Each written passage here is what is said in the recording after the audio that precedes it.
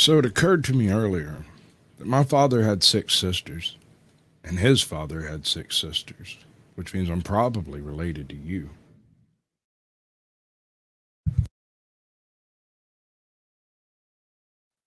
What are the humans doing?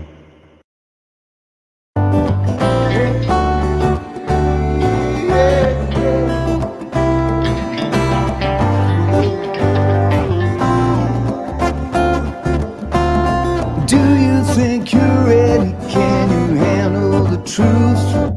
Or are you in denial and demanding more proof? They demonstrate in real time how they're spinning you lies. But no one pays attention, no one opens their eyes.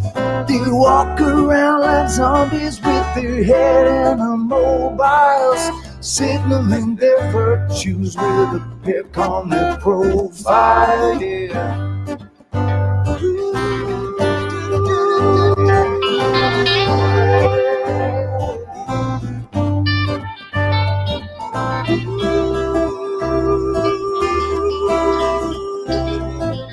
Signaling their virtues with a pick on their profile. So if you think you're ready, you don't need more proof.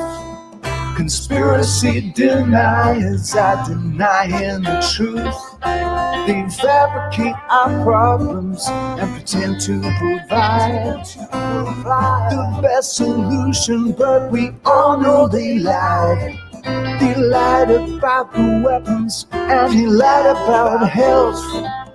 They lied about the fact that they're transferring the wealth. You should really notice how they're pushing the fear. Keep everybody terrified and not thinking clear. Yeah. Everybody's not thinking clear. Keep everybody terrified. Yeah, can do nothing. Keep everybody terrified and not thinking clear. When you do, you realize that this is a trick. It's getting really stupid now, they're taking the mic. Said, do you think you're ready? Can you handle the truth? Or are you in denial and demanding more proof? They demonstrate in real time how they're spinning you lies. But no one pays attention, no one opens their eyes. They walk around like zombies with their head in the mobiles, signaling their virtues with a pick on their profile. Yeah. Signaling their virtues with a profile. Hey. Good evening, ladies and gentlemen. Welcome to Chilling with Sasquatch, where we're going to take a look at Inca, Irish, and Angus. And what do I mean by that? Glad you asked, because without that, not going to be a whole lot of video going on. So, the Inca, in my opinion, were hands down the most terrifying empire in world's history. They took the concept of ist to an extreme that most civilizations back off of after the first few genocides. These guys went out and hunted down pretty much anyone that wasn't one of them and either put their head on a post or cut their heart out at the top of a pyramid, or if I guess they were useful enough, would work them to death as slaves in the fields. And this was something that was ubiquitous across the Incan Empire, from, to use a euphemism, sea to shining sea in South America. So, yeah, those guys really terrify me. And I've got a pretty good video over here all about how absolutely freaking savage they were. And it was just a cultural thing. They were just doing what their gods told them to do. They were just going out and bleeding the enemy, which was respectable and honorable to them, which is the most terrifying part of it to me, right? Because they there was no sin involved. They did not see any moral negative in taking the life of an enemy in the most gruesome and absolutely humiliating ways possible. And that was just on a Tuesday. You should really see them when they get worked up. We got some folks in chat. Let's go ahead and run through them before I get too far behind. We got Claiborne County Transparency's got the gold. We got Snark and Sass who got the silver. And Gypsy Auditor gets the bronze. Welcome to the show, folks. Good to see you. Willow has joined the chat, which is, I believe, someone I know. I think. The Russians. Incans. No, man, like, if you got to run percentages, the numbers, the Russians and the Chinese have the numbers to like be the most vicious empire in history, but the actual practices, the religious doctrines these people applied involved completely obliterating entire tribes. It was not a question as to what they were ever going to do with a prisoner. The only question came up when they found an especially interesting one or whatever. Historically, if I remember right, and the Popov says something about this, they would keep one for the language and one for the history. And then there would be a few selected from the village to be kept in various royal houses and whatnot, kind of like pets to point at and say, hey, there's one of those that hadn't been around in 60 years because we murdered them all. And they were literally walking around in Incan society like a walking slideshow of the people we've absolutely eliminated. Most of the people taken as slaves would have their ability to Wagyu. Oh, Wagyu is awesome. If you've never encountered Wagyu, that is, and I don't know, man, that's some good stuff there, baby. I've only had it once. And I don't think it was an actual Wagyu. I actually think it was an Australian Wagyu. And it was very, very good. Very good. No 6-story windows. All right, I'm going to let Captain Curmudgeon take my opinion of the whole President Trump affair right now.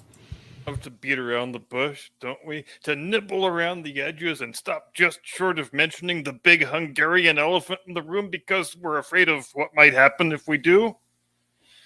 Well, with that spirit in mind, I want to open tonight with the following 10 words. George Soros, George Soros, George Soros, George Soros, George Soros. And now that this video is on every conceivable shadow ban list in the entire Western Hemisphere, let's stop dilly-dallying around and call things what they are, shall we? If Donald Trump is arrested and indicted tomorrow, it will be because George Soros wants him arrested and indicted.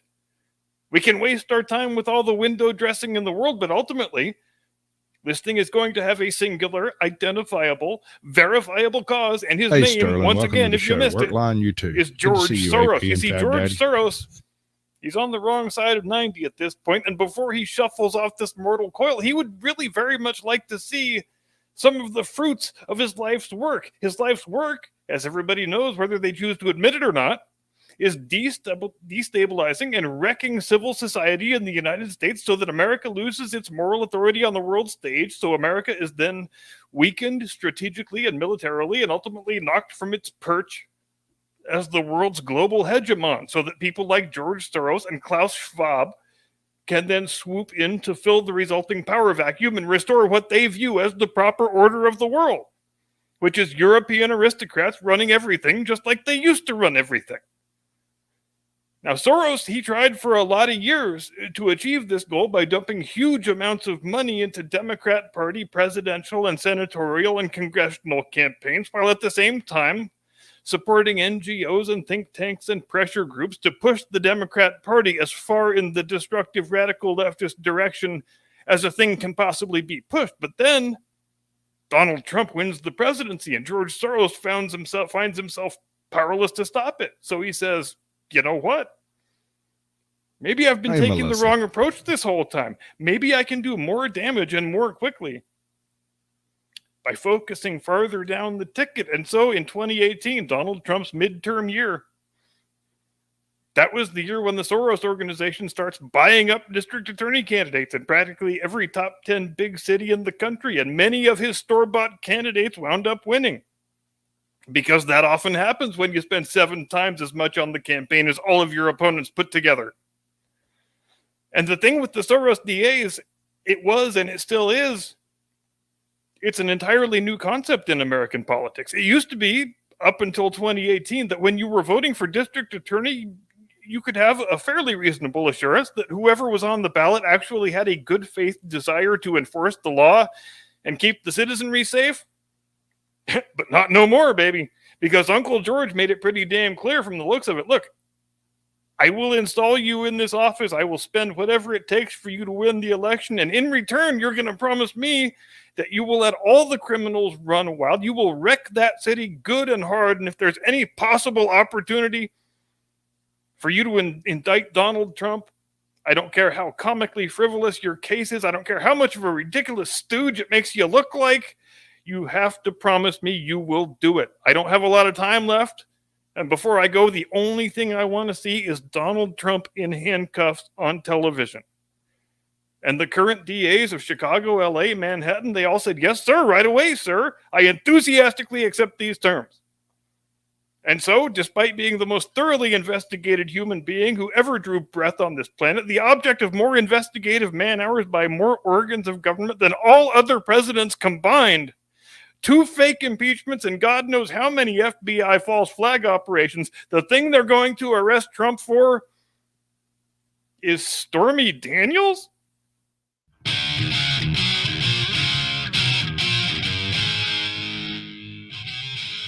From high atop the battlements of Castle Curmudgeon, where the indictments are still written with quill and ink, and the sentences are still carried out with an axe. Oh, man, that just happened. We're going to stop that entirely.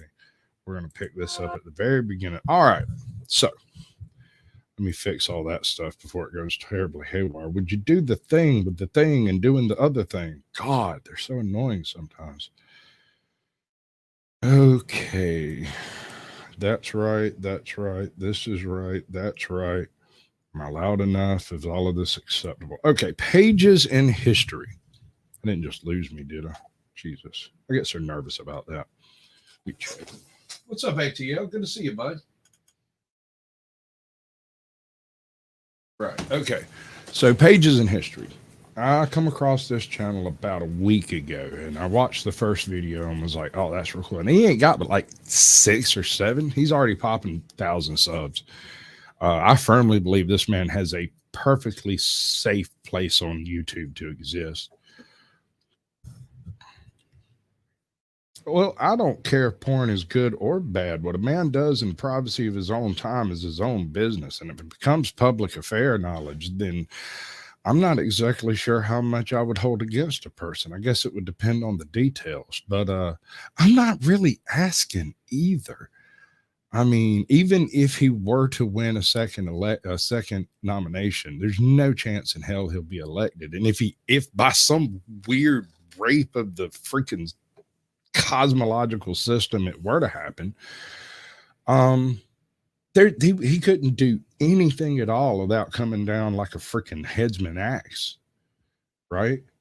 I mean, I'm not against him winning. I firmly believe he's a New York Democrat that is so far, he is a very conservative Democrat. But when he actually took the office of president, I was actually very impressed with the policies he put in force. I don't think he did enough. But I'm not sure how much he could have done given the circumstances. Now with a new Speaker of the House, and we've got different mathematics on this side of it, it might have something to swing with if he were to get in, but I just don't see it. I see it more of a, what's that chick out of Arizona? Just left the Democratic Party. Just can't remember her name, but like her and DeSantis, with DeSantis running as the head, or I think is it Tulsi Gabbard? I don't know if it's Tulsi Gabbard. I might be wrong on that. I can't remember who it is. But anyway, you got me off topic, man. You need to ease up. Something really bad happened to you. Listen. All right, pages in history. This man's put out maybe 4 videos, 5 videos. The first 2 were really good, but when I saw this one, I was like, yeah, man, you got it right there. So I'm gonna grab this dude's link. I'm gonna put it in chat over here, right here, right here, and we're gonna drop it right in there. I'm gonna pin it to the top, and we're gonna see why we should be afraid of the Incans. Now, I know a bit about the Incans. I really dug their history growing up, so I always stayed abreast of like anything that was available that come out.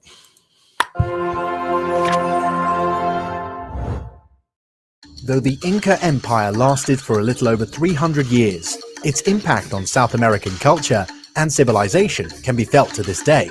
The empire, which began as a small tribe, spread quickly like wildfire, capturing vast lands and resources and organizing one of the most complex yet efficient governing systems in history. World-renowned anthropologist Gordon McEwen, in his book titled The Incas: New Perspectives, suggested that the Inca Empire organized one of the greatest imperial estates in human history, without the use of horses, iron, or steel. And though their weapons were primitive, consisting of clubs and stones, its military was one of the finest and the most brutal, leaving death in its wake as it swept through pre-Hispanic South America like a plague. In today's page in history, we'll examine just how powerful the Inca Empire was and why everyone was scared of the Inca Empire. The Inca Empire, also known as Tawantinsuyu, began in the 13th century as a small tribe on the Central Plains of Peru. Wait, are you sure they weren't a tribe of lawyers? In this page in history, we'll examine just how powerful the Inca Empire was and why everyone was scared of the Inca Empire. Because they were lawyers. The Inca Empire, also known as Tawantinsuyu, began in the 13th century as a small tribe on the Central Plains of Peru. Hey, John, however, welcome to by the the show, mid-15th century, it had conquered a majority of its neighbors and extended its frontiers as far as Ecuador in the north and Chile to the north. The empire accomplished this by fielding over 200,000 professional soldiers in a single unit at the peak of its power. The Inca army was a well-structured and well-oiled juggernaut that crushed everyone and everything in its path with efficient battle formations and strategies that simply overwhelmed its enemies. Well then, how were they so strong?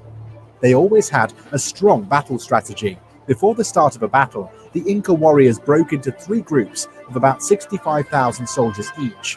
Once the war began, the vanguard released several missiles like spears, slings, and arrows in a bid to break the enemy's front line. Then, the group in the middle launched a full...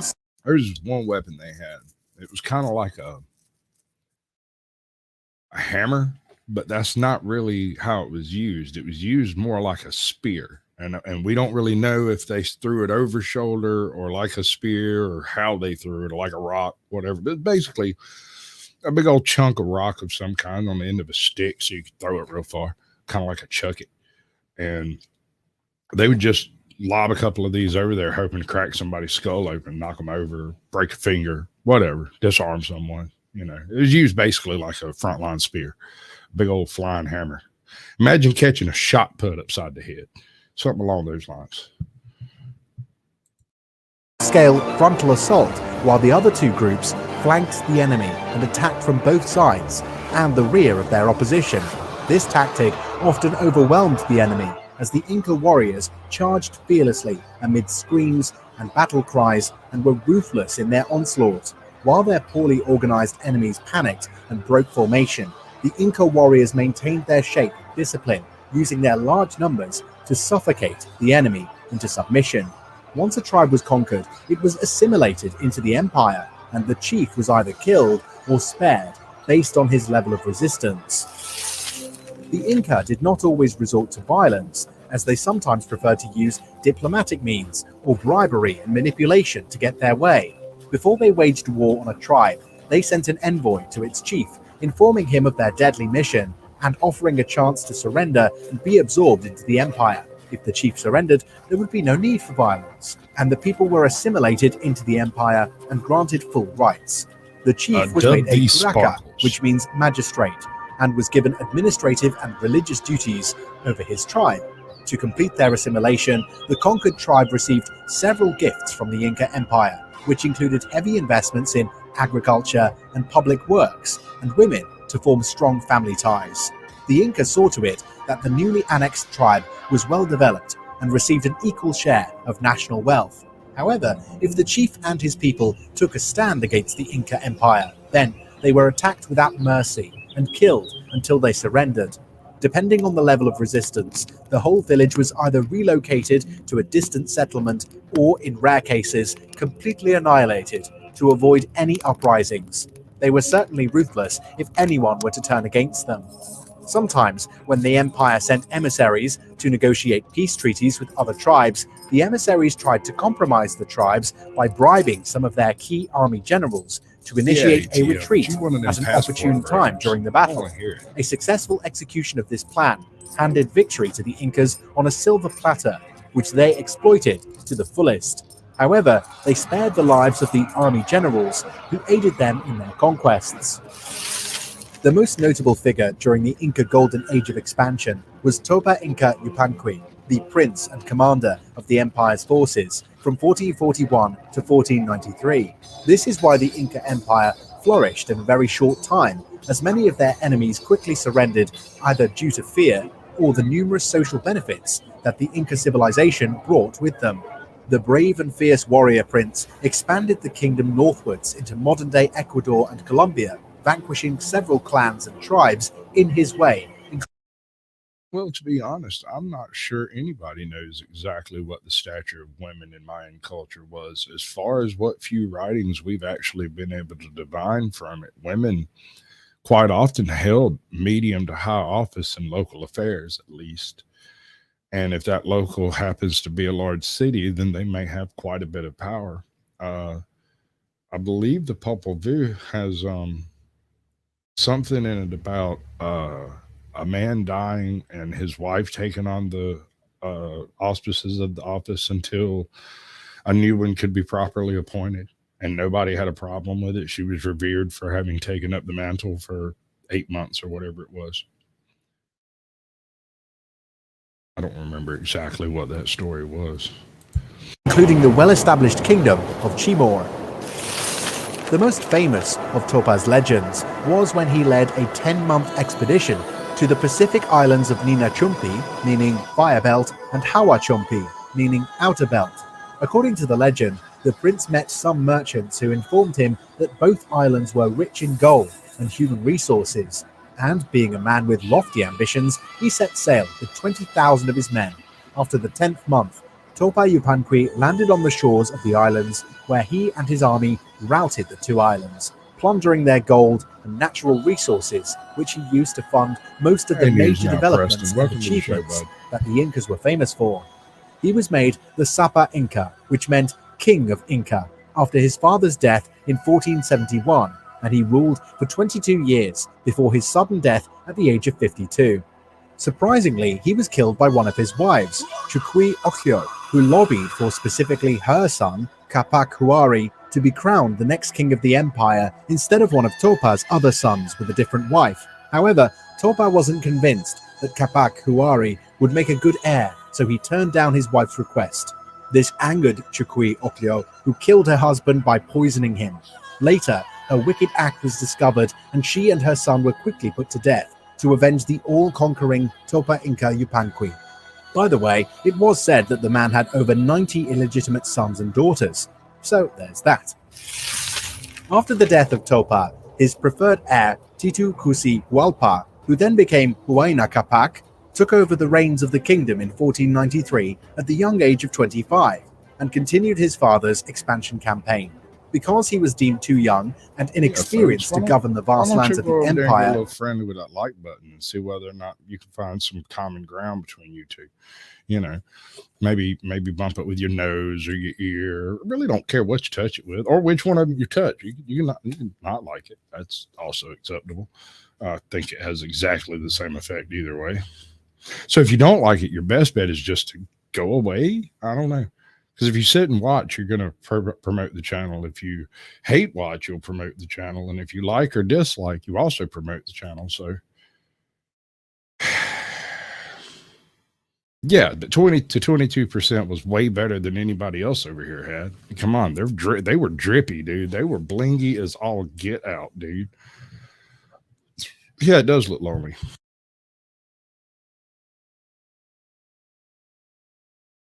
His cousin, Walpaya, who was much older, was assigned to him as a tutor. However, Walpaya inevitably eyed the seat and planned to dethrone Huayna so he could take over the reins.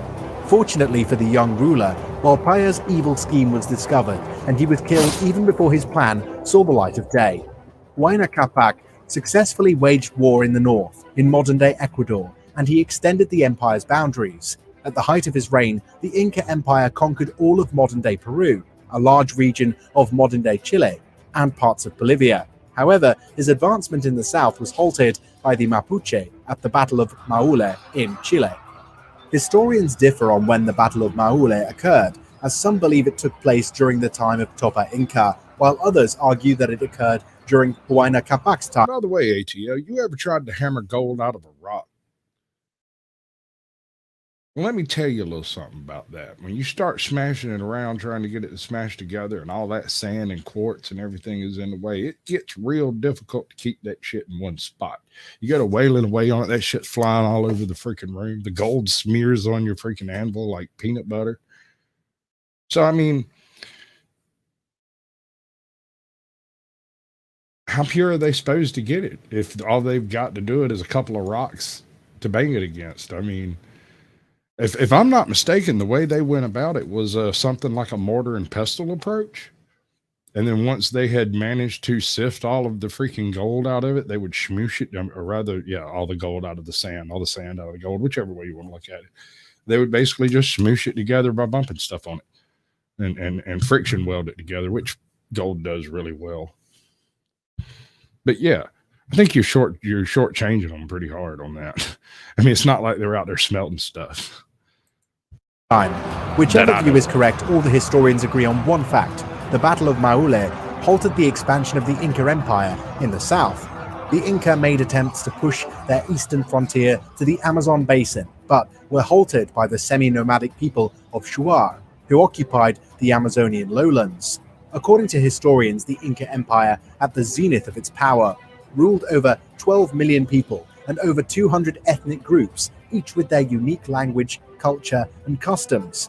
Under Huayna's rule, the empire covered about 2,200 miles from north to south, including the Andes Mountains to the southeast, the Pacific Ocean to the west, and the Amazon Basin to the east. During his reign, the Inca Empire built large astronomical observatories, such as the one in modern-day Ingarpica, a town in Ecuador. Ingarpica, which meant Inca Walls, was a castle complex that served as a fortress for the Inca army, the astronomical observatory, and the Temple of the Sun, among other buildings. The complex also featured a network of underground aqueduct systems that provided if water I remember to right, all they the would buildings. cut your hands off. They catch you taking stuff out the ground. They do not play around about that stuff. That's federal, if they got such a thing. And their inhabitants.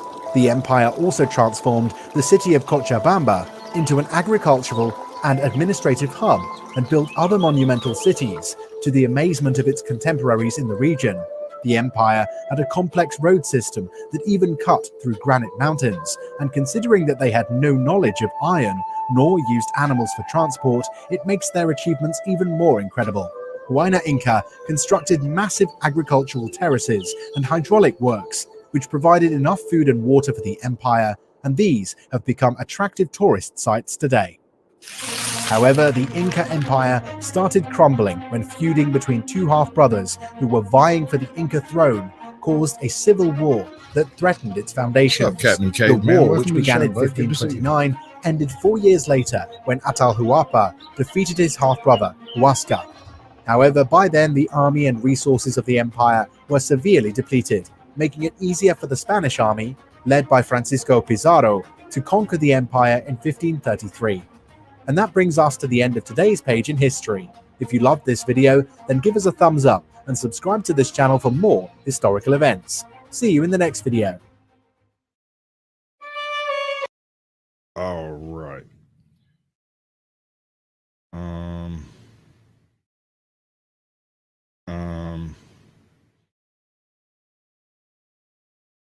Seriously? Okay. Who might have complained about a name, right? All right. So the name of this, for some strange reason, is St. Patrick's. What does it say? St. Patrick's Day Festival, and they uploaded this thing 2 years ago with a whopping 8,300 views. So this is, to quote, "The Dodgy History of Ireland, the ugly truth about St. Patrick," which I thought would be interesting.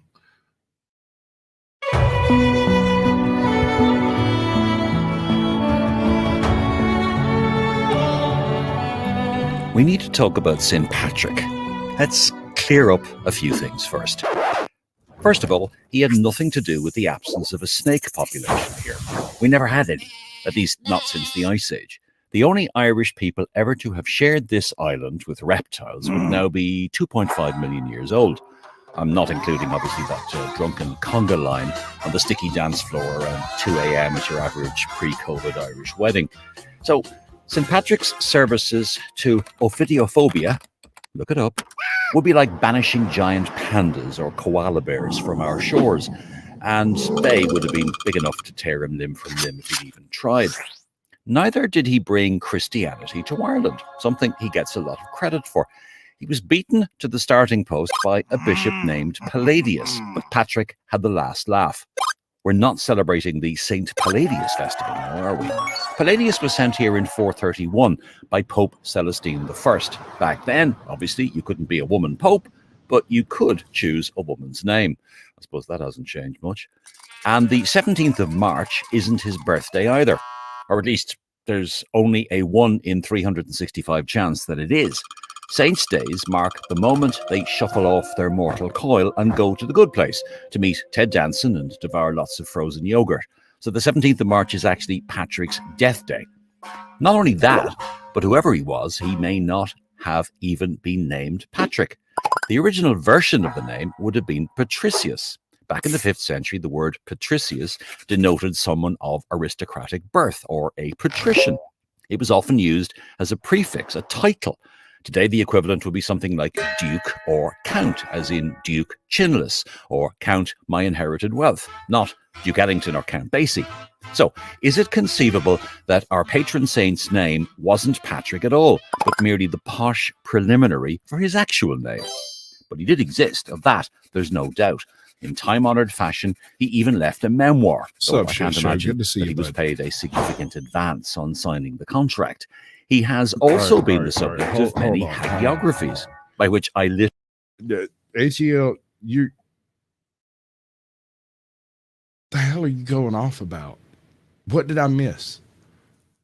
I miss a number? Did somebody say a number somewhere and I didn't hear it? And now I'm very confused because you're over here having a conversation by yourself, man. I don't get it. I'd love to have that conversation. I'm not involved yet. You have to involve us. Literally mean hagiographies, the lives of real saints, as opposed to stomach-churning biographies of the miraculous. Oh, okay, I got you. The Kardashians. Yeah, I heard that. What St. Patrick achieved in his time in Ireland was stabilizing and expanding the small Christian population in a country that, at the time, liked its sun worship, which is slightly less praiseworthy when you realize how seldom the sun appeared for them to worship. In the final analysis, the enduring success of St. Patrick in making good Catholics out of the Irish was the creation of a nation that, like ducks to water, took to standing at the back of the church at Mass on Sunday, hoofing from one foot to the other and praying the sermon was going to be short. Hail glorious St. Patrick, dear saint of our isle.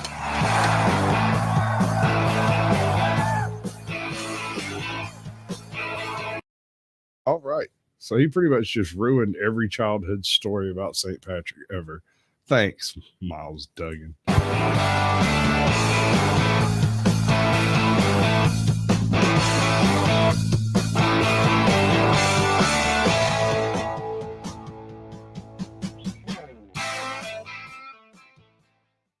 Oh no, right. It doesn't take 20. No, you don't get to start in the middle. You have to start at the beginning, and then we discuss the whole thing. So this guy has had his channel for a couple of years now. I think it's older than that. What's up, Ozzy? Good to see you, bud. Boa.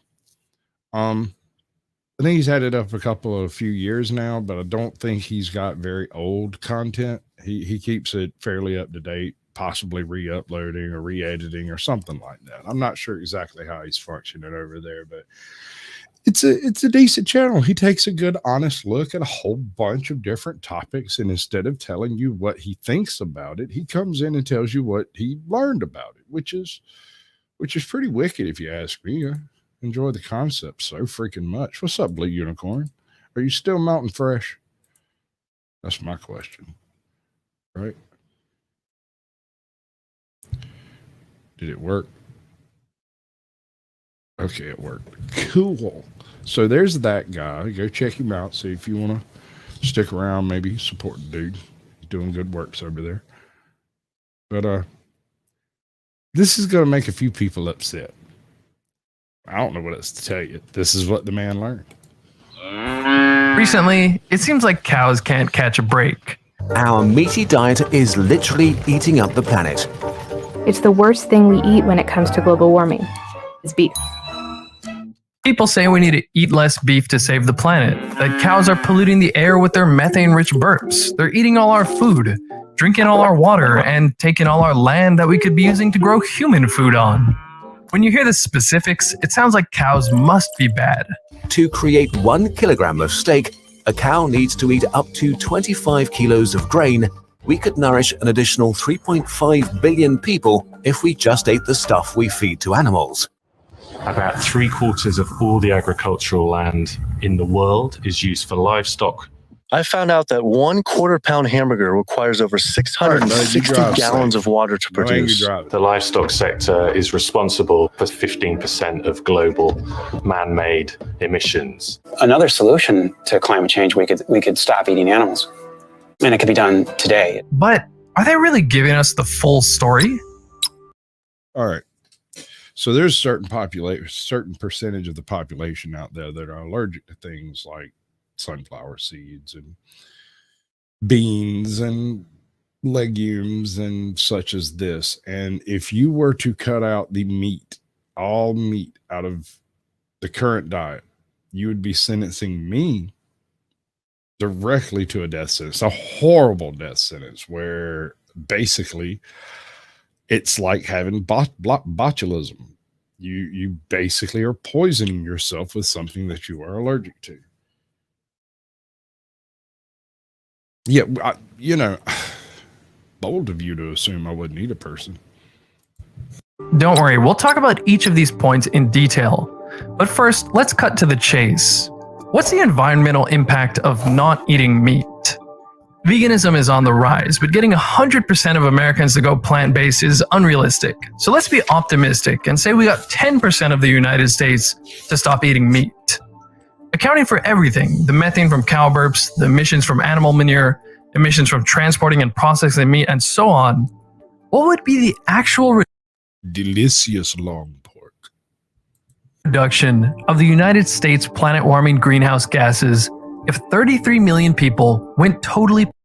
There was this one YouTuber influencer type guy called Vegan Gains, and he purported to have been vegan, bodybuilder, weightlifter, like competitive supposedly, but I don't think I ever actually saw him compete in anything, and I don't remember recording any gains when he was actually doing the veganism thing. See, that's the thing, is like there's certain parts of tallow and fat that you simply have to have in order to form new muscle. You can maintain existing muscle to a degree with a heavy enough dietary regimen of certain plants, assuming you don't have any of the more basic allergies out there. I mean, gluten allergy pretty much kicks this to the curb too, you know.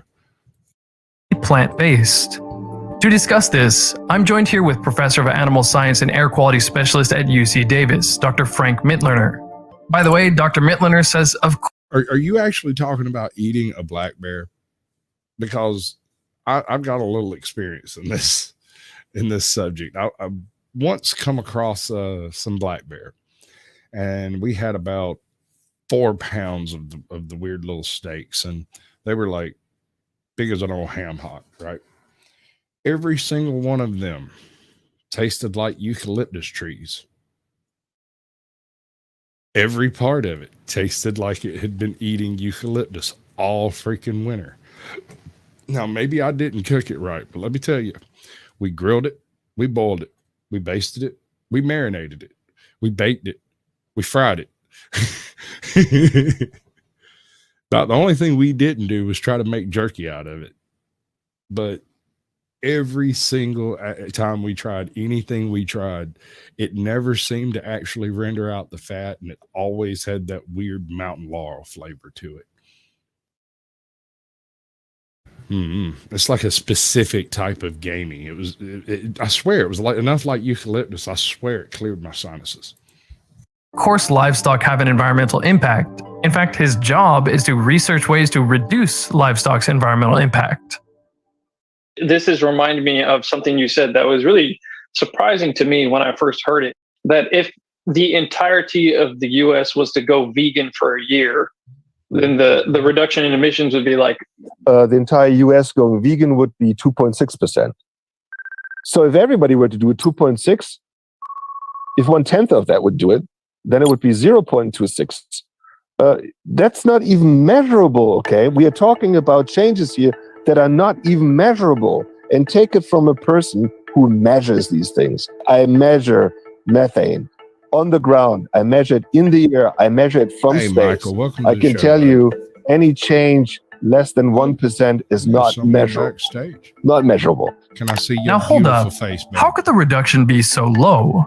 There you go. Well, That's there's a good. lot we have to break down. Let's get her out here. What's up, Sweetness? What's up? I will not stop eating meat. That's all I'm saying. Good girl. Sasquatch foods. I like my meat and potatoes. Probably a bit partial to that tube steak too. But listen, here's the part that gets me about the whole thing. There was this particular YouTuber. She was one of the people who convinced me to actually start a channel and start doing stuff like this.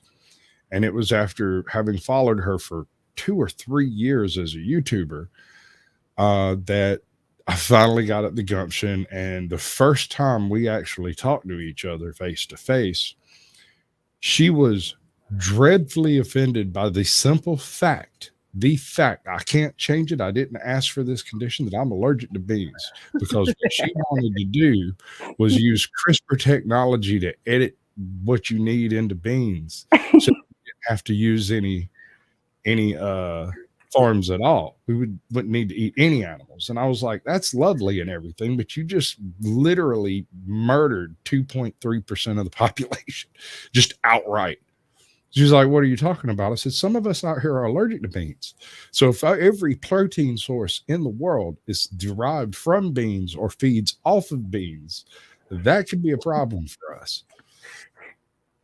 How emissions if beans usually make you gassy? I'm just saying. All right. So that's an interesting conundrum. When cows eat bean products, they have a stomach that's more or less designed to process these types of plant proteins and foods and stuff, right? We grew it to be eaten, and they grew selectively bred over time to eat it, right? Right.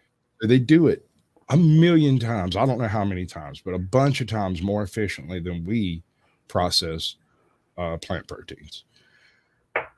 So overall, because of when you take into account carbon emissions, people generate way more carbon emissions and methane, by the way, that's the stinky parts, than a cow eating the same volume of bean material, for 2 reasons. One, we feed cows byproducts of making food for humans. We don't typically feed them grade A soybeans. We feed them soybean husks and stuff that's been used to make tofu and whatnot. So even if you were to ramp up soybean and corn and every other type of production, in order to match the nutrient density involved in a basic freaking piece of bacon, I'm not sure it could be done. Bacon. Bacon is good. There's a reason you like bacon. That every culture, just like pizza, every culture who encountered bacon has made their own version of it. But let's go on with it. You got anything you want to tell everybody since you're here? Hi. How you doing? We're over here. If anybody don't know who this is American Justice of Texas, Ajot of Ajot's Corner. How many you got going now? I don't know. Any others you want to throw out there? No. Fire Phoenix. Okay, Fire Phoenix. That's another one. All right. Let's start here. Do cows really take all our water? And it's not just land resources, but water as well. To end up with 24 hamburger patties, it requires the amount of water you see in this pool. So this big water footprint that everyone talks about with cows and livestock, where does that water come from? So the water input that people assign to beef includes, and that's the majority, the so-called green water. And the green water is rainwater. That rainwater would fall on that land where the animals graze, with cattle present and without cattle present. Now, the vast majority of water that goes into a beef animal will go into the beef animal in the form of feed, not in the form of water that they drink, in the form of feed.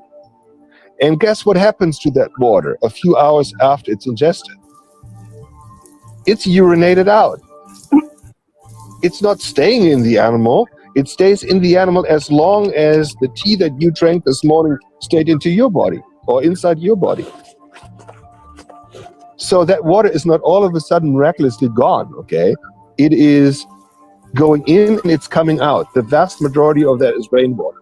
So to me, it is disingenuous to say, oh, look at all that water that goes into growing cattle. Would we say the same thing about all the water that goes to trees to grow? Of course not. Just 1/4 pound hamburger takes around 1,650 liters of water to produce. So, but these people who come up with the statistics of these enormous amounts of water going to beef, they're counting rainwater. They're counting green water. And that's just not right. So the real worry we have is overusing our freshwater reserves for irrigation. And 70% of the world's freshwater reserves go to irrigating crops. 53% of the groundwater for crops goes to rice, wheat, and cotton. Sure, at 122 liters of non-green water per 1/4 pound, beef does use more than, say, rice, which is 90 liters, or bread, which is 55 liters.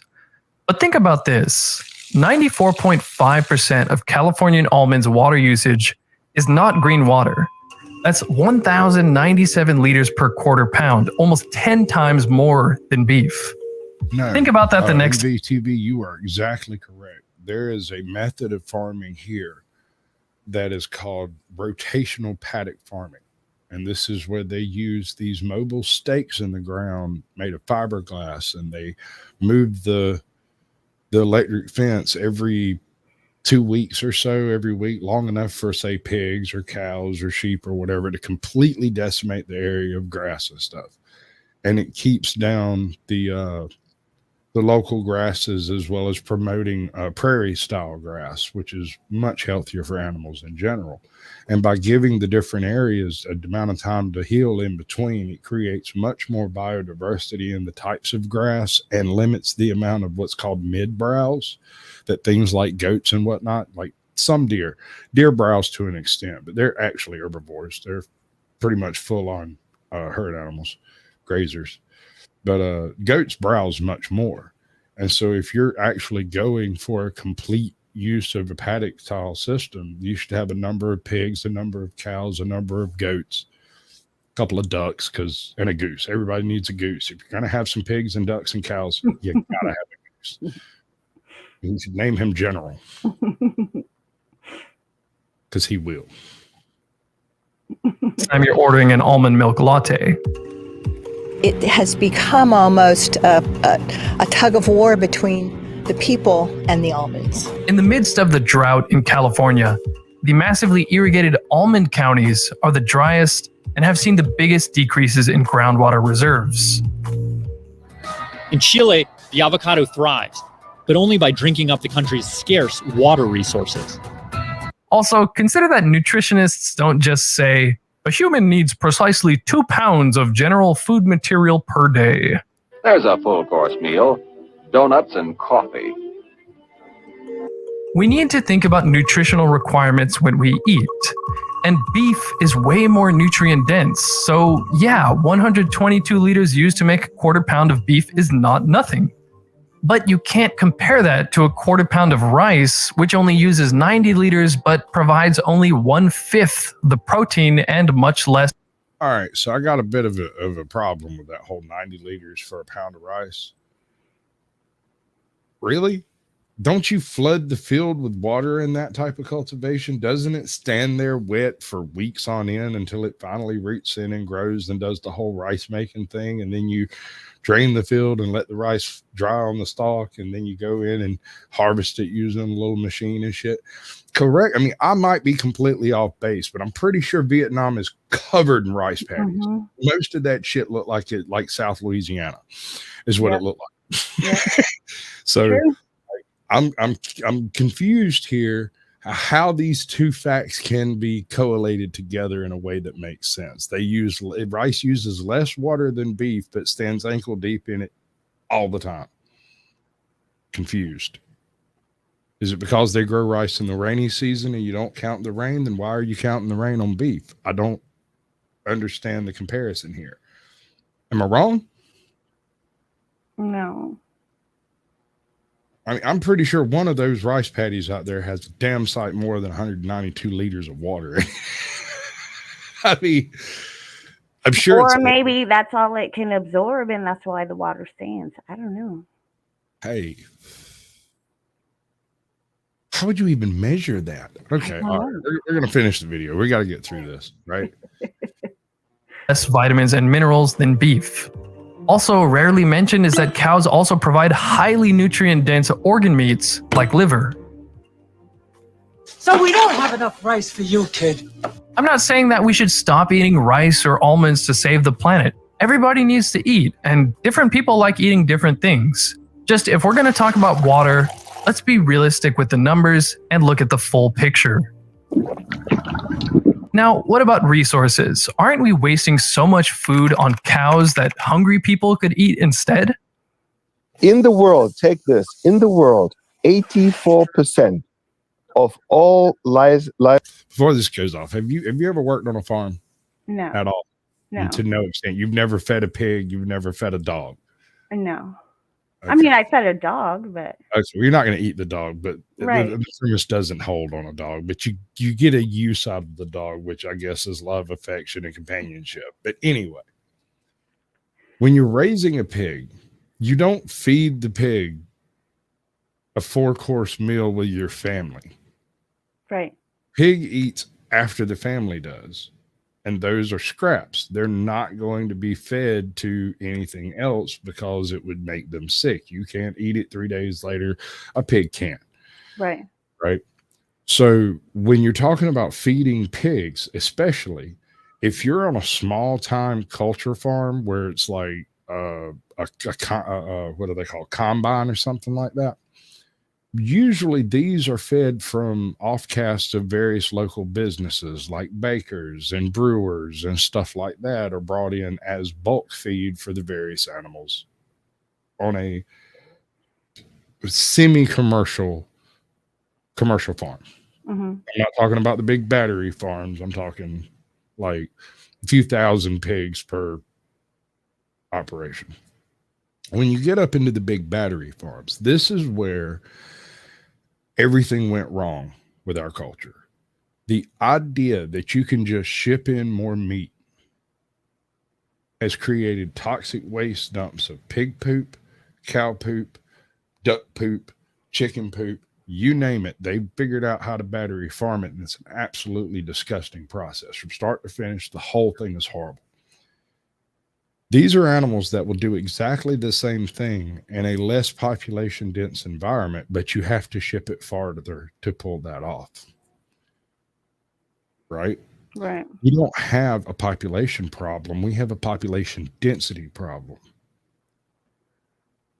Okay. The cities require so much food and so much sustenance, from water to electricity to everything, that it requires the battery building of food production as close to the city as possible to limit the amount of delivery costs there is in delivering the product. This creates little toxic zones around each city that are between the suburbs, and you don't generally see them because they're off on Industrial Road 4, where the pig farm and the cow farm and the freaking chicken farm and the power plant are all posted up over there off where you can't see them, right? Right. So by the time you get into a major metropolitan area, most of your food has already been trafficked to various points in your state, processed by various aspects of various companies while being shipped by even more companies. And so the amount of food entering and exiting a particular city far dwarfs the amount of food consumed by a particular city. And this is caused by our highway systems driving most of our traffic through the very middle of cities. Mm-hmm. It's only in the past 20 or so years that we've started doing roundabouts around, like rings around the outside of cities. But then the cities expand past the rings and you end up with the same problem. Cities are choking themselves with their own superiority. Their ability to simply vote for more has resulted in the states paying whatever is necessary to pay to have the type of stuff that the citizens in the city want to have access to. They just blank check it. And then they price control it when it comes in so that it doesn't get too terribly shocking at the freaking checkout. And all of this is amazingly socialist and is already in place. The egg hike. You remember eggs went to like what, $9 a freaking dozen for a little while there? Mm-hmm. You know what they blamed it on? What? Possible outbreak of avian flu. Really? That was one of the things they pointed at. One of the real reasons that I was told, kind of in a backstage conversation with somebody that turns out, sells eggs. Mm-hmm. He explained to me, he's like, look, we have these agreements with these national markets that, like, buy low or Piggly Wiggly or whatever, right? And they give us a certain amount for a certain number of dozen eggs. When a price change comes along, most of these contracts take into account these price changes and a little bit of flexibility in it so that neither side of them gets screwed. But when the avian flu outbreak took place, and they started having to kill chickens in a few spots, the imagery was put on the news, and every grocery store chain in America doubled the price of their eggs overnight. And not one red cent of that went to any of the egg producers. Directly price gouging. It was simply a public perception of something that was negative that was taken to the fear-mongering maximum that mainstream media is famous for. And you didn't even think about it. You just paid $9 a dozen. I didn't. I just went without eggs. But I mean, I was going through Facebook Marketplace one day looking at campers, and I come across a guy selling 6 eggs, $3,000, no low ballers. I know what I got. Well, it tickled me. 6 eggs for $3,000. They better be million-year-old eggs. Wow. Don't blame the cows. It's not their fault. Livestock feed across all species, 84% is non-human edible. 16% of all feed is human edible, but the vast majority of that goes into poultry and pigs because they are monogastric animals, similarly to humans. Okay. Hey, Mama Gnome, welcome to the show. Long time no see. I appreciate you coming by. Much love. She's right there. Y'all see her. It's been a long time, huh? She shows up at the beginning of every show and drops something, usually I don't know. He doesn't show back up or does. I don't know. She lurks. She's better than Sasquatch at that stuff. Okay. The vast majority of what we feed to ruminant livestock throughout the world, the vast majority, well over 90%, is non-human edible. They are upcycling nutrients and they are making available feed that normally would be wasted. The thing is that animal agriculture doesn't just take resources, pump out meat and methane, and that's it. Animal agriculture is part of a huge ecosystem. For example, a ton of otherwise useless crop byproducts produced when growing food for people can be made use of by livestock. When you grow corn, what do you do with the husks and the other stuff that comes out of the ground? You can feed it to cows. When you buy a package of almonds or almond milk, a ton of resources were used creating things you can't eat, like millions and millions of almond hulls. These can be fed to cattle. Just this week, I went to a Japanese dairy ranch. Hey, Johnny. Plenty of soy is consumed in this country, and these cows are eating kilos and kilos of the leftover soybean skins. Also, do you eat oatmeal? Well, livestock are eating the otherwise useless oat hulls and straw. Even things like scraps from bakeries, corn cobs, cottonseed, brewers' grains left over from making beer, and tons of other things are fed to livestock. And pigs eat way more. And then goats eat even more. Hello, Samuel. Stop that. I don't speak Russian. And I certainly don't read Russian well.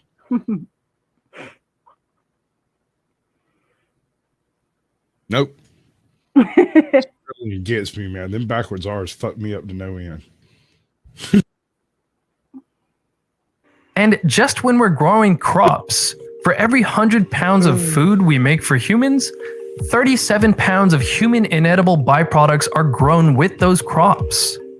Accounting for all these different things, livestock take 43.2 billion kilograms of stuff that we can't eat and turn that into edible animal foods like meat and dairy. So no, it doesn't take 25 kilograms of grain to make 1 kilogram of beef. A 2017 paper by Ann Mot. Yeah, but I kind of fear sounded either like, or getting it wrong for one thing, right? I didn't want to get it wrong, and in public, I suppose, because, you know, YouTubery, and also sounds kind of communist, but it is Russian, so it makes sense. It makes sense. Oh Lord. From the FAO took into account that we can't eat most of what cows eat. So the number becomes just 2.8 kilograms of human edible stuff to make 1 kilogram of beef. For pork and chicken, it's a little higher at 3.2 kilograms of stuff we can eat per kilogram of meat.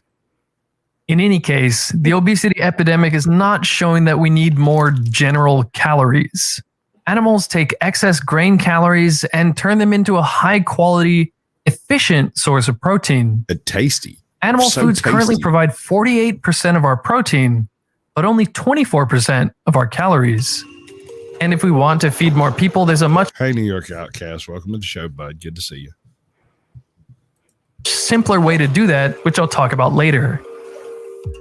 You might be thinking I'm missing the point. If we freed up all that land the cows are using, we could grow plenty of plant sources of protein and healthy fruits and vegetables.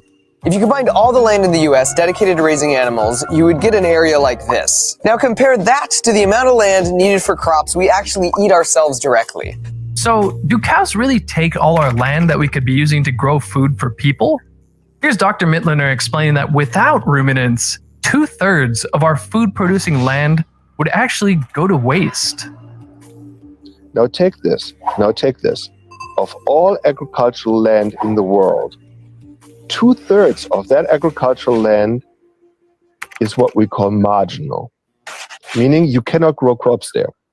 The reason why you cannot grow crops there is because it's too rocky, it's too hilly, the soil is not good enough, or there's not enough water. Marginal land. 2/3 of all agricultural lands are marginal. The only food-producing land use for these 2/3 of all agricultural lands. And keep in mind, a goat can live anywhere. Yeah. Absolutely anywhere. And anywhere a goat lives will have more fertilizer and more actual earth for the goat having been there. You don't think dirt gets on top of mountains naturally, do you? That's bird poop and goat shit. Eventually trees grow in it, like little bushes and shrubs, and you get a little grass, and then eventually you get a tree. But here's one of the catches on this whole stop eating cows thing, right? All right. So hypothetically speaking, if we were to stop the whole cows issue, oh wow. If you were to stop the whole cow issue, Snark and Sass are currently giving birth to kittens or helping kittens birth or something along those lines. I'm not sure if they're actually her Muppets or her Muppets. I don't know. But apparently she's still working on number 3 or number 4, maybe. I don't know where we're at now. But I was keeping track on the pinned comment, but I get distracted easily. It's that tism. Nothing. No. Okay. Are ruminant livestock. Only they can make use of that land because they can eat grass. That grass is high in cellulose, and that cellulose they can digest and they can convert because they have microbes in their digestive tract that can make that conversion. And so 1/3 of all agricultural land in the world, that's the remaining 1/3, is the arable land. And that arable land is the land where we can grow crops.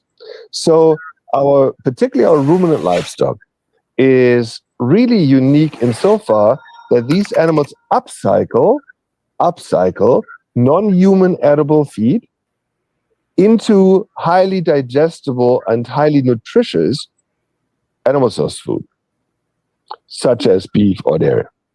So when you hear shocking sound bites like this, a vast majority is for agriculture.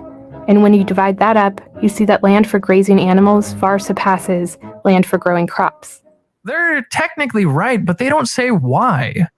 The reason is mostly because you can't just grow whatever you want, wherever you want. Just in the United States, the soil conditions across regions are quite different. There is a reason California produces a huge amount of food in the United States. Over 90% of all the walnuts, almonds, pistachios. If it even gets close to a moo, if it makes too much of a grunting sound, I'll eat it. If it'll roast on the grill, I'm good with it, dude. I've often said that when the shit hits the fan and it all comes to the end, do you eat your dog or your neighbor first? Well, here's the thing. My dog can help me find more neighbors. But the dog might strawberries, grapes, kiwis, celery, garlic, artichoke, tomatoes, and other foods all come from California with its warm climate and good soil conditions.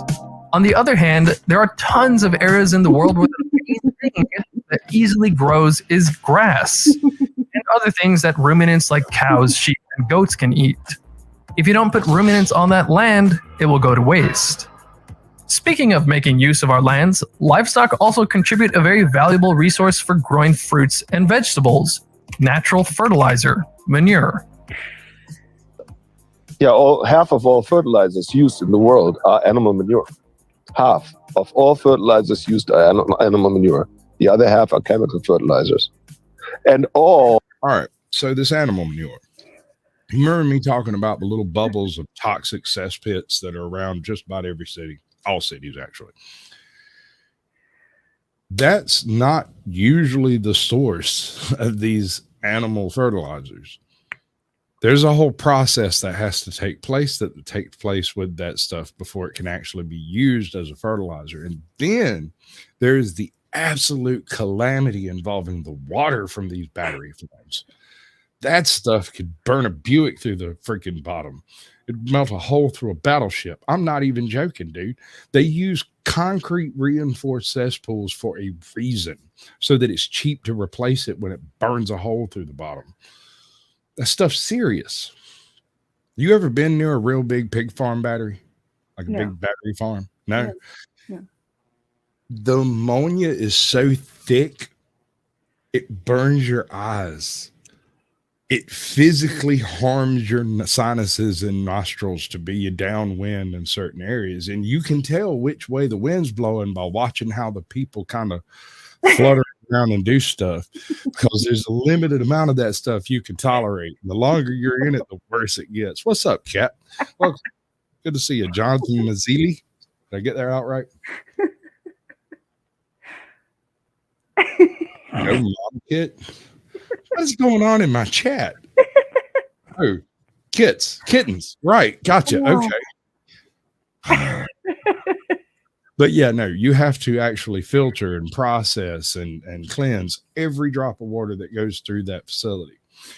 You take that same group of animals and spread them out over enough land, of marginal land specifically, and not only does those animals have healthier food, they also help build that land into actual arable land in the future. It's called regenerative farming techniques. And there's a dude in Australia who's turned a desert into a freaking paradise. What in the snarky? All right. Okay. Just, yeah. All fertilizers going onto organic crops are animal confusing people is my job. So while livestock takes some grain from humans, 50% of the fertilizer that makes crops like these grains possible come from livestock. To make our favorite food group even more unsustainable, about 15% of all greenhouse gas emissions caused by humans are created by the meat industry. Lastly, yes, globally, livestock... True. But do you know what's really freaking shocking on that statistic? It's not from the cow farts. It's from the treatment of the water and the off products from these battery farms. That's the part that creates the massive amounts of ammonia and methane and various other greenhouse gases that you're actually worried about. Enormous bubbles of carbon, like unbelievable amounts of carbon monoxide, carbon dioxide, freaking all sorts of weird little daughter elements in there too, like different acids and oxides and stuff like that. It's crazy. Plus, you've got all of the freaking antibiotics that are shoved into these pigs because they're in such close quarters with other pigs, and they're all virtually genetically identical and inbred to be a certain size, a certain length, a certain thickness, a certain amount of fat, and shaped a certain way so they fit through all the chutes. There's nothing natural about the process at all. These pigs never see a blade of grass. Never. And if you go and get one of these, I think they're landrace pigs. I think if you go and get one of these and you bring it to a farm and you hook it up out there, they get freaking huge, dude. They get way bigger than they do on battery farms. It is stark raving amazing. Adama. I was watching I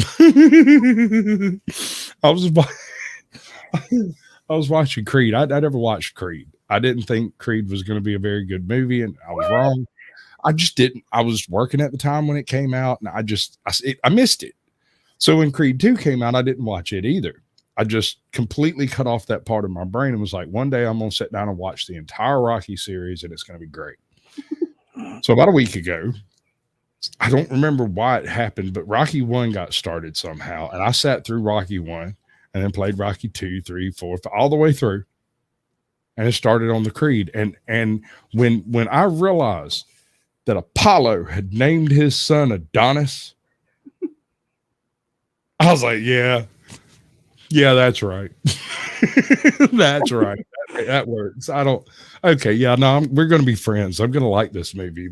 And he wouldn't use the name Adonis like Apollo. Apollo was Apollo, man. Right? Yeah. Shove a lightning bolt up your ass like Apollo. And Adonis was just like, I'm just some boxer, man. That's pretty pimp. I got to give it to you. Showing up in Philadelphia to talk to the man that damn near beat his dad to death and was there when he was beaten to death. Dude, that's good solid balls. Here we go. Unindoctrinated. Welcome to the show, bud. Good to see you. So why is it, because I'm not a farm girl, but why are they called battery farms? Okay. because they're built in modular styles. Typically, you'll have different bays built that'll hold, say, okay, if it's a chicken farm, it'll hold 250 chickens or 2,500 chickens, right? And this individual battery has its own airflow, power source, water source. All of that stuff is set up in a little modular setup. And then they'll move over 90 feet and build an exact identical battery to the first one. And so they're set up in repeated, like you would, like they did the old concentration camps where they put everybody in the same corners. And because they're all so closely stored together, if a disease gets into one of these batteries, the entire battery is exterminated. Right. So if there's 200 chickens in a battery and avian flu is detected, that battery and the ones next to it are also eliminated. But why battery? It's because they're replaceable.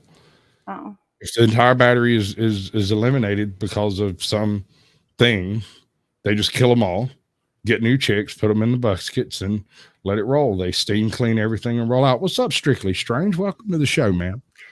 Very pleased to see you. I mean, I've been on a quail ranch, you know.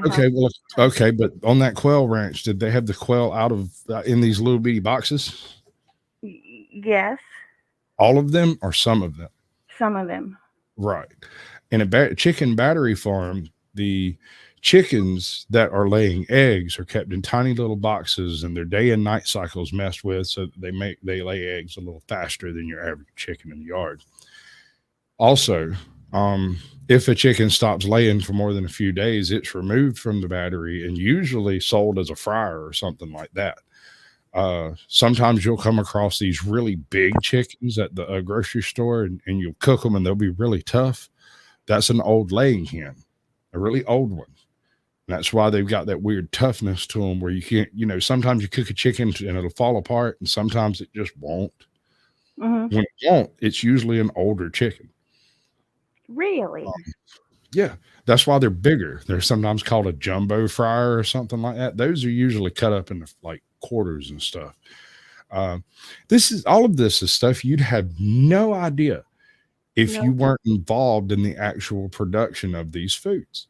So, and some people work in like meat counters and stuff at grocery stores, and that's their only interaction, is that it comes in as a bunch of leg quarters and we cut it into drumsticks and thighs, or it comes in as a half chicken and we quarter it up into drumsticks, thighs, breast, and quarters, right? And that's how they make their money, is on handling the local butchery locally. But with Claxton and various other major mega corporations taking over with these battery farms, these things are more commonly done at the battery farm, leaving a much narrower price gap for the local grocery stores and whatnot to make use of. And that goes all the way across all of the meats. Everything you buy in a grocery store, if possible, the grocery store will get it as a half cow and then cut it down themselves, because that's cheaper than it is to have it cut and shipped as steaks. Gotcha. So when you're down at your local grocery store and you find one of those really cheap cuts of steak and you look at it, it's not quite so well marbled as the other one that was obviously processed offsite. Right. Consider the fact that that meat is actually a bit fresher typically, because it was recently butchered rather than having been butchered in Timbuktu and shipped here. Right? Yes. But back to the cow farts. Talking up 14.5% of emissions. But this number is misleading and mostly irrelevant. Why? It is important to highlight that there are huge regional differences, and they have to be accounted for, because otherwise we are going on the wrong path to solutions. Because the world average doesn't matter. The world average doesn't matter. The world average emissions don't matter in Paraguay. They don't matter in the United States. They don't matter in Japan, because they are just a world average. So this is not finger pointing here. This is not about saying we do things right in the developed world. New York outcast, that would be far more impressive if you had gotten a woman whole at the dollar store. It's wrong in the developing world, and we're not saying that at all. But if you now have to come up with a global average number, then that global average number is heavily tilted toward being high because most countries in the world are developing countries. And 80% of all livestock emissions in the world, 80% occur in developing countries. We are now announcing today that in 15 public schools in Brooklyn, we will be instituting Meatless Mondays. There is a climate crisis, and the decisions we make have an impact on that crisis. So when people in the United States say we should replace animal food with more plant food, think about the fact that crop agriculture accounts for more emissions than livestock. Where crop agriculture accounts for 4.7% of emissions, livestock only accounts for 3.9% of emissions. And everyone is talking about the environmental impact of beef, but cows are only 2% of emissions. Let me tell you this. So if you were a citizen in... So how you reckon they feel when I get my Chevy Express with a 454 and a turbo put on it? They're going to think about that shit. Pay no attention to the mileage, man. I'm talking $9 a gallon, not 9 miles a gallon. I'm going to come see you and burn up all the dead dinosaurs I can find.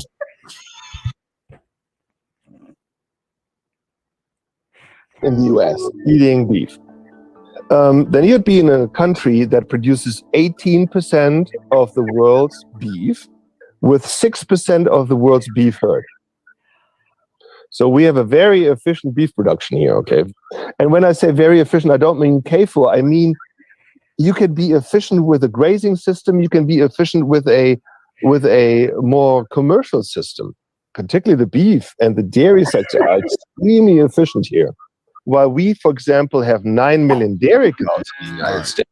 All right. So when you hear the word efficient, you should insert the word toxic, because what he means is we stack them very, very, very close together. We feed them on assembly line style troughs. They don't run around grazing out there in the field doing the thing, right?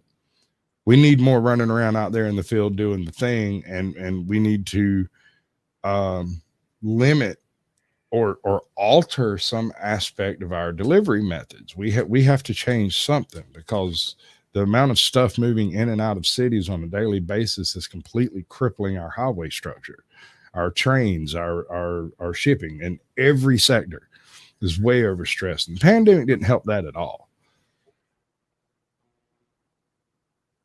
Governor? Wait, what? Okay. All right. Let me try this again. The Austrian colonel who took his program from Wilson's Blue Eagle program agrees with the idiot ex-governor. Okay, bud. Yeah. All right. We're good.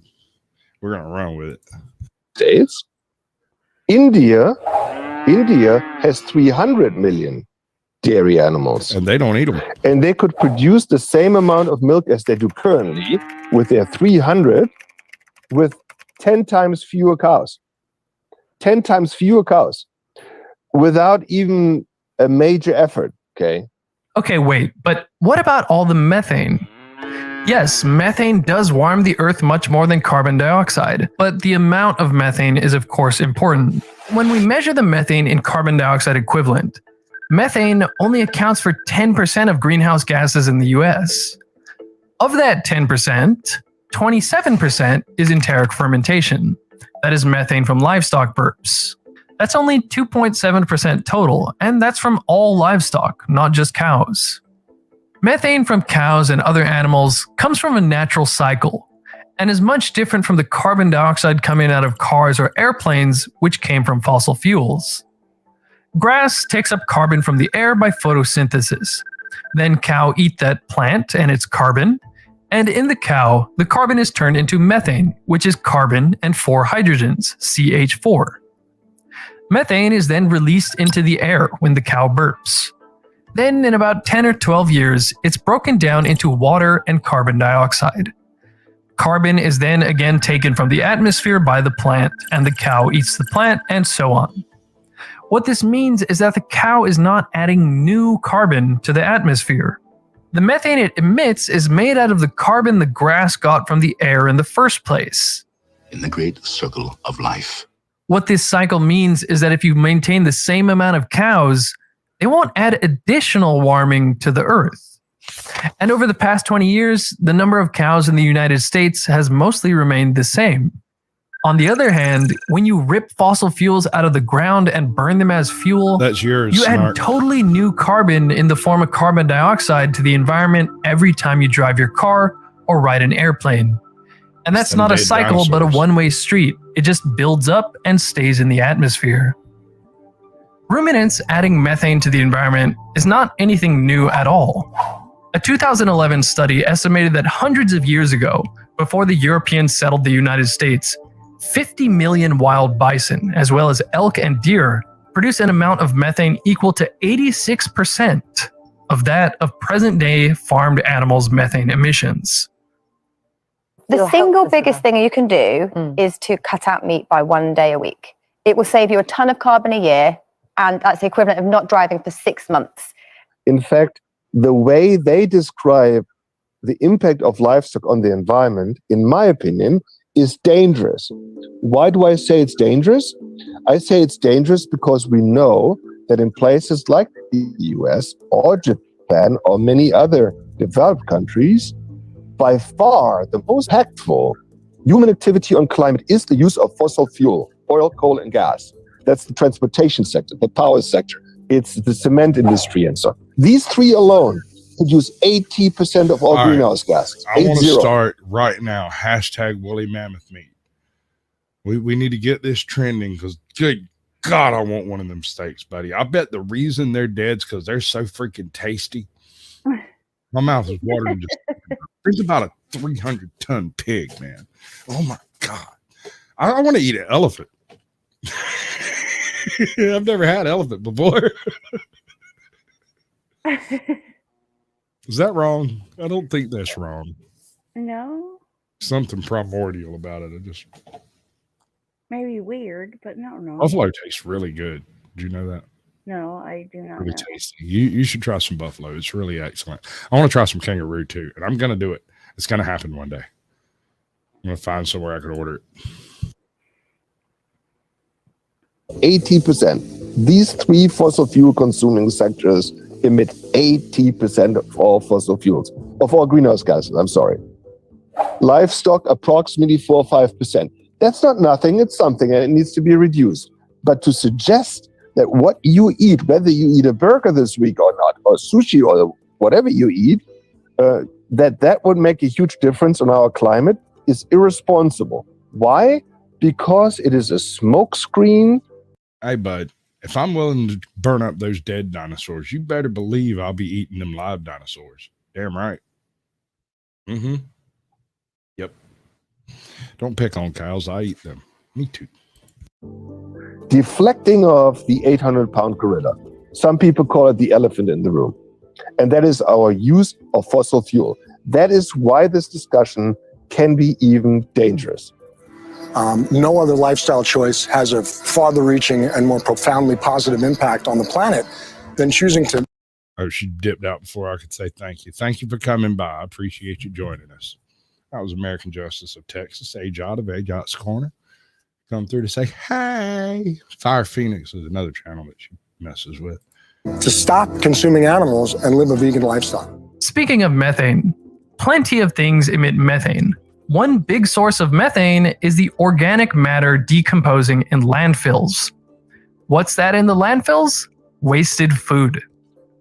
This is about 6 tons of food waste. They'll get 30 deliveries just like this one every single day. When it comes to food, there's something much more worth talking about than meat. 1/3 of all the food produced in the world ends up wasted. The FAO says that if food wastage were a country, it would be the 3rd largest emitting country in the world. Food gets wasted for different reasons. In developed countries, waste mostly happens at the retailer and consumer end. In the United States, 40% of all food does not get eaten.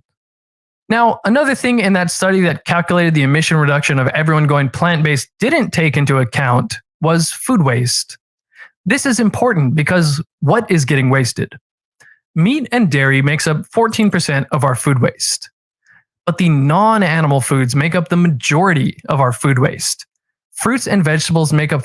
Hey, Strictly Strange, I gotta tell you, bud, if that ever happens, I imagine we'll be eating vegans. So don't count your piggies before they hatch. I appreciate it, AJ. Thank you. Much love. 42%. Cereal grains, including bread and rice, make up 22%. And roots and tubers like potatoes make up 18% of our food waste, meaning non-animal foods make up 82% of our food waste. So while animal agriculture isn't perfect, another side effect of giving it up would probably be more food waste. Now, whether it's meat or vegetables, all food waste in general is a huge problem first and foremost. All the resources that went into making all these foods get wasted along with the food. And animals could be a part of that solution because the old bakery goods or bruised fruit and vegetables that won't sell or nobody wants to eat could be fed to livestock. The point is, if we're going to talk about the environmental impact of our food, let's be real and acknowledge that instead of meatless Mondays, something like no food waste Wednesdays might be a lot more worth our time. The main issues on the environmental front are our use of fossil fuels. The main issues on our food side is the enormous food waste we generate. We are not using a vast majority of the food that we produce in this country and in the world. And we can do much better on all fronts. In my last video, I went over what started and ended. But that also comes down to the issues of trying to deliver things to places in a timely manner. A large portion of food waste is produced when trucks are late because they were caught in some bottleneck in some city somewhere or stopped by the cops or whatever. And they've got refrigerated chickens. And they can only be in that refrigerated truck for a certain number of hours. And then they're no longer useful chickens. They get taken straight out of the truck, dumped, the entire truck sprayed down, and then they send them back out to go get another batch of chickens that may or may not make it. And the same is true for sides of beef and virtually everything else. If it's not shipped frozen, there's a decent chance it'll go bad before it reaches wherever it's going. All right, so ice ages. We're going from global warming to ice ages. You'll love this. I think this is a long one, and nope, it's only 15 minutes. Yeah, we got that. Let's see. And if one's going to get me booted, it'll be this one. So we'll do it last, as if it was part of the plan. This is from a channel called Atlas Pro. They've been active for a few years. They've got tons of really cool videos. The quality of the videos are second to none. The subjects of the video are basically what you would expect along that certain line. You know, the line that YouTube loves so much. Did the 5 ice ages. Briefly, at the end, I mentioned how one of these ice ages is still going on to this day and has been for the whole of human history. What I didn't get to talk about was just how different our world was beneath the ice. The planet's climate had changed, and with it, its geography. Quite simply, the world we're familiar with today was not the same world humans knew thousands of years ago. So today, I'd like to explore this frozen Earth and uncover some of the lost geography from the earliest days of human history.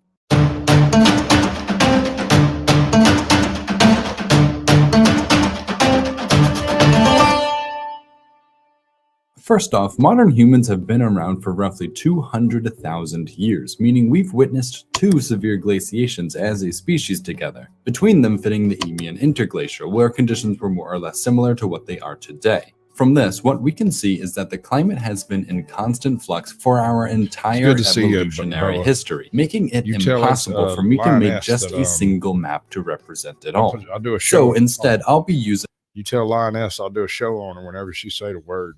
She got my email. She got all the information. We'll go in and talk about whatever she'd like to talk about. I don't really care. You know how I be. I'll shield for shilling's sake. This period around 25 to 20,000 years ago as an anchor point, but may diverge a couple thousand years here and there. At this time, around 8% of the planet's surface and 25% of its land was buried beneath ice sheets. For some comparison, only about 3% of the planet's surface and less than 11% of the land is underneath ice today. This difference equates to an additional 56 million cubic kilometers of ice on the planet, which ultimately comes from the ocean. What I'm trying to say is that during this time, the sea levels fell by over 130 meters below current levels, revealing far more land area across the surface of the Earth than we're familiar with today.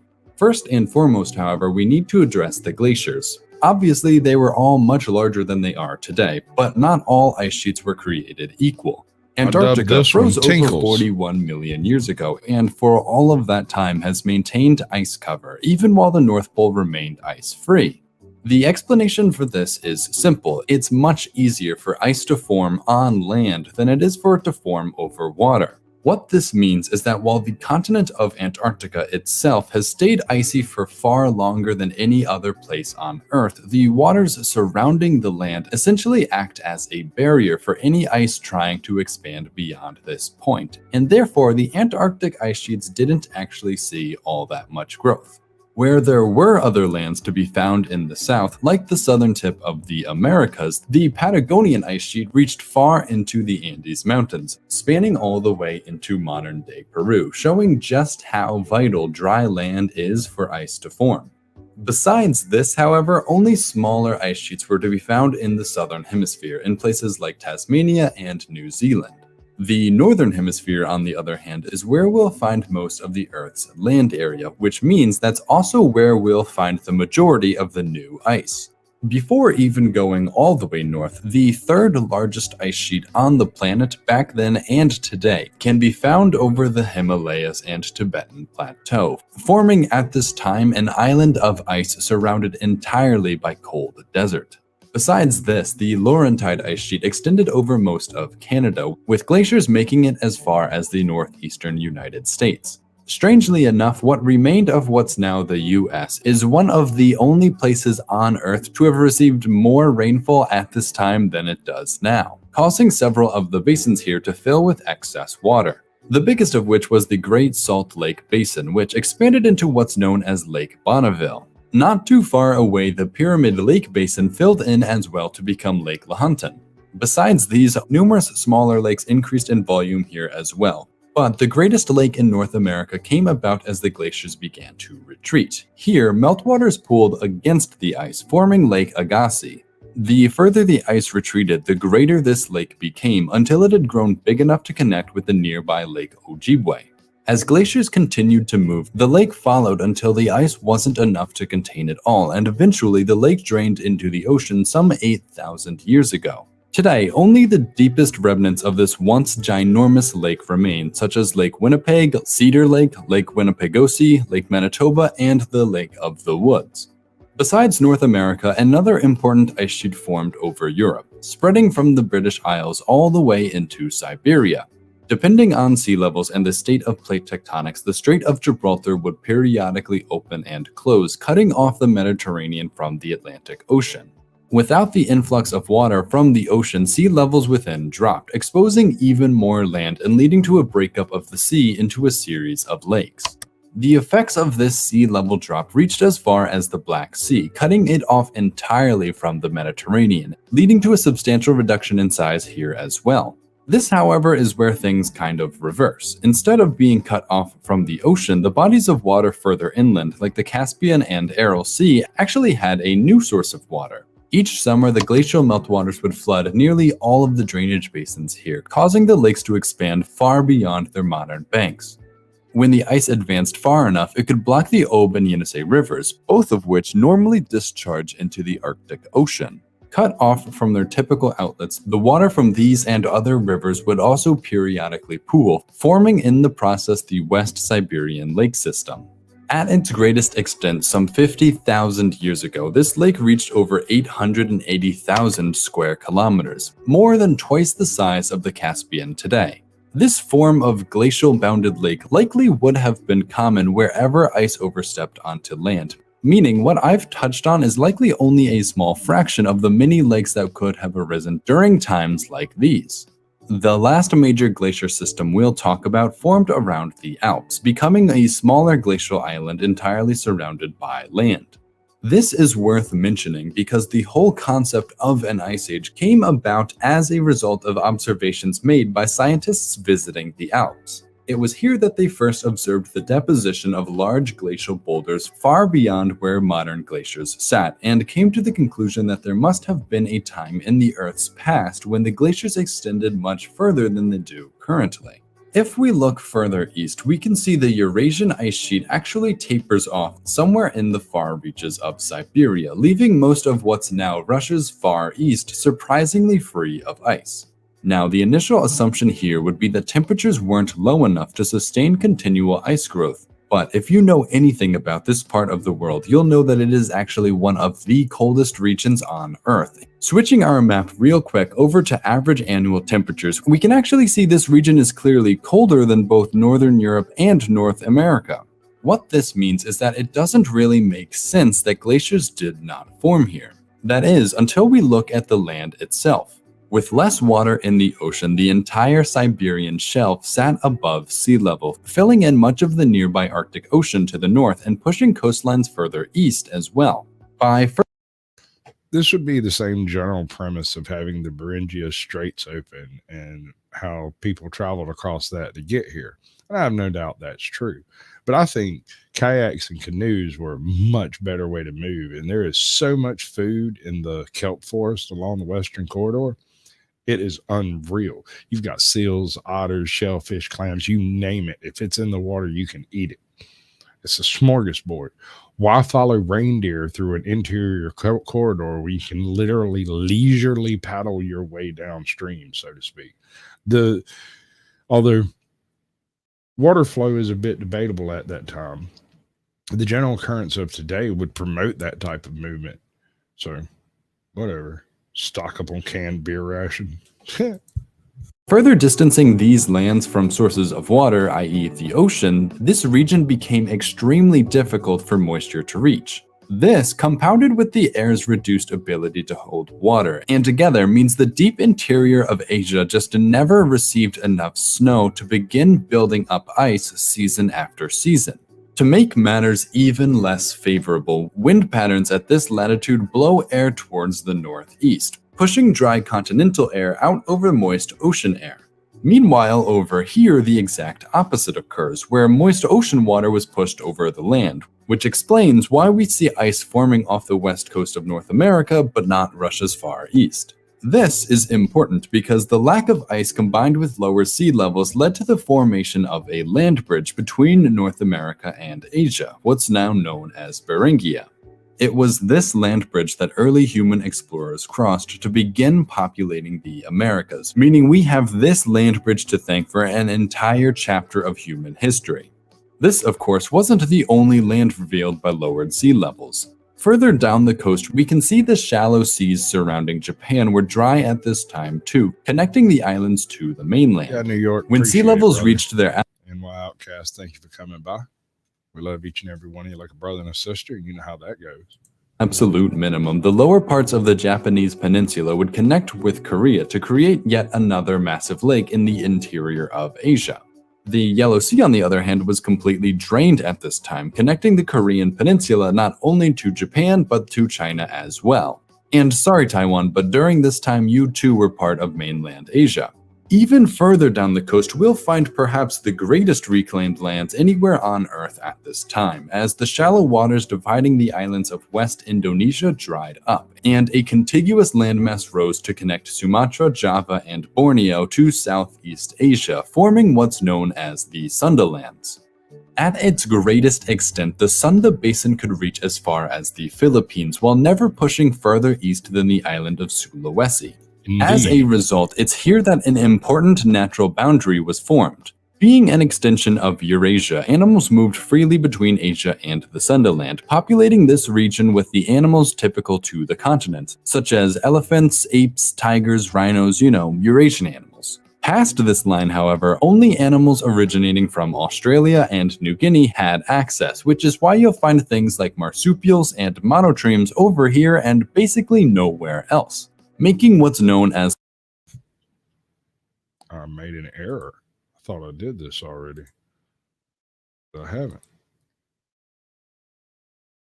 It's supposed to be pinned. Because I'm a bad host. How about that? as the Wallace Line, the natural barrier between two entire continents. The last major island to join Asia was that of Sri Lanka, which tacked itself nicely onto India. And it was only 500 years ago that this changed, when a cyclone came through and washed away the last bridge between the two lands. Continuing west, we'll find the Persian Gulf entirely filled in, turning the Arabian Peninsula into, well, not a peninsula.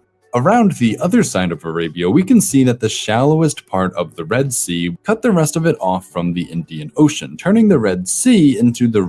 Yeah, I know I'm ending right before she goes live or right after or right thereabouts or whatever, but welcome to the show. You're not even late this time. Red Lake, while simultaneously connecting Asia to Africa in two places instead of just one. Africa, on the whole, however, was perhaps the least changed of all the Earth's landmasses, gaining a little ground here and there, but nothing huge, especially when compared to Asia. So moving on to Europe, if it wasn't under a tremendous sheet of ice, you'd be able to see that ocean levels dropped far enough to drain the Celtic, North, and Baltic seas, exposing... Then my plans are working perfectly. The lands of Doggerland and connecting Britain, Ireland, and Scandinavia to the rest of Europe, while even creating a few new islands between expanded Europe and Iceland. Even further north, we can see a huge area of land would have been exposed, filling in the Barents and Kara Seas. Though all this new land really did was make it easier for ice to come in and cover it all up. North America has a very similar story actually, where under the ice, virtually all of the Canadian islands became fully connected to North America again, even going as far as Greenland.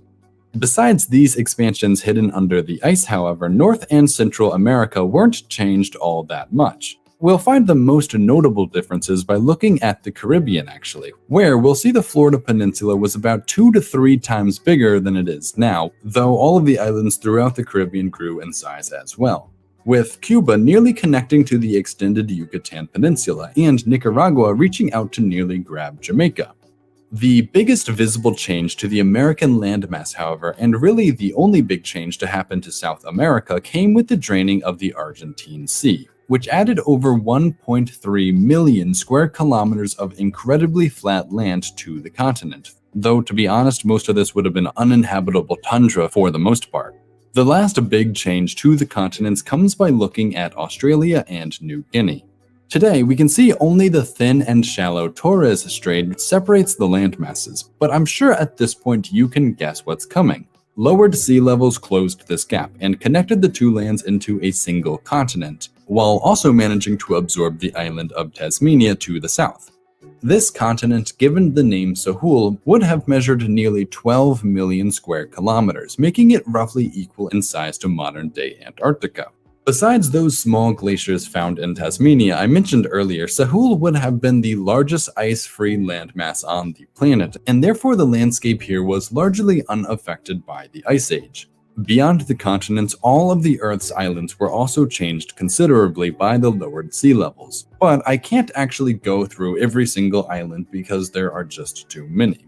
So an honorable mention definitely goes to the islands of New Zealand for, at the very least, trying their very hardest to become a continent. While they did manage to unite themselves into a single island, sea levels never dipped low enough for the entire Zealandia shelf to be exposed. So what the planet was left with was a mega New Zealand, measuring roughly 520,000 square kilometers, making it the second largest island on Earth at the time, as many of the larger islands today weren't exactly islands back then. The title of largest island, if you're curious, would have gone to Madagascar, which, while only around 580,000 square kilometers today, would have reached a size of over 700,000 square kilometers back then. Now, beyond all of the glaciers, lakes, islands, and continental shelves, the surface of the Earth was changed in one last considerable way, and that's in terms of its natural environment, or in other words, its biogeography. This, however, could fill a video of its own. So if you'd like to see how nature reacted to all of these shifting conditions, let me know in the comments. Okay, it's at this point in my videos that I usually ask people to help support me over on Patreon, but considering the worldwide pandemic that's happening right now, it kind of feels wrong to ask people for money while my revenue has largely been unaffected by this. So to everyone who continues to support me, thank you so much. But also please don't hesitate to stop your commitment if this situation has affected you. Other than that, make sure to watch my last video if you haven't already to learn what caused this and other ice ages in the first place. You should definitely go do that. My man has some fairly well thought out content. It's absolutely excellent. So this is where we go into the glorious ultra after dark super secret part of all of the previous things we've never done on the channel before. Just so you know, they say Angus is the best, but I've tried Wagyu, and that shit is absolutely fucking amazing. If you've never tried Wagyu, you don't get a vote on that freaking thing. That shit is unreal. It has this weird, it's like, okay, first of all, it's not pig fat, right? But it has this yummy, beefy, fatty, beefy thing going on that I just can't eat. It's like beef butter. It's impossible to explain. It's got kind of that flavor of like a good roux. If you know what I mean, if you're familiar with what an actual roux is. I got the hiccups. This is going to end badly. Oh, they don't generally last long. So I haven't decided what we're going to watch in the after show if anybody shows up, but we'll watch something. And I might either go get me some chickens, because I've been thinking about chickens since we got in here. Yes, I got it. I got like 8 minutes left, and I'm not going to make it. I mean, I guess we could sit around and talk about that, but I don't have a video to go with it. Besides, we have very different theories on that. Very different. Did it pin? It didn't pin. Try the pinned one. All right, so I'm going to try to find my long version of the outro. And I'm going to reset everything for whatever show may actually happen. I want to thank everybody for coming through, everybody who showed up, everybody who dropped a like, everybody who ignored me, everybody who left hate mail. I love each and every one of you like a brother and a sister. I really do. This is... I can't remember. Is it the new outro? Sorry. Good news, though. We're going to have to move the party somewhere a little bit more private, but you're all invited. Lorenzo will give you the details. Yeah! Hey, she was a cutie in a sundress. Yeah. I told her I just had to confess. I got a crush on you, darling. Them long tan legs got me falling.